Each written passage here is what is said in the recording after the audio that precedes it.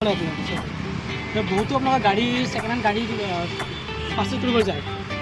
Parcel কৰোঁতে এনেকুৱা বহুতো ভুল কৰে, বহুতো নাজানে গাড়ী কি চাব লাগে, গাড়ীখন কি চালে গাড়ীখন ল'ব পাৰি, হয়।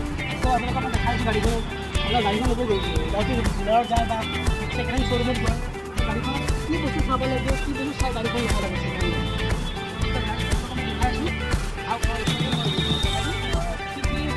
চাব লাগে। প্ৰথম গাড়ীখন আপুনি চাব যে গাড়ীখনৰ মবিল কিমান আছে, মবিলটো চাই ল'ব। মবিলটো কিমান আছে, মবিলটোৰ কালাৰ কেনেকুৱা হৈছে সেইটো চাব। যদি মবিলটোৰ কালাৰটো আপোনাৰ যদি ক'লা হৈছে, আপোনাৰ সেই হৈছে, তেতিয়া গাড়ীখন আপোনাৰ মবিল থকা হৈছে, ঠিক আছে। মবিল মানে চেঞ্জ কৰা হৈছে।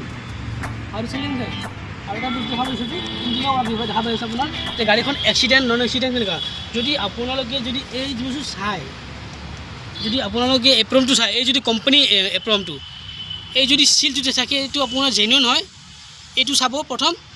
নেক্সট আপুনি চাব যে গাড়ীখন যে মাৰ খোৱা হয়, এক্সিডেণ্ট হয়, কি হয়, এই আপুনি বনেটটো চাব।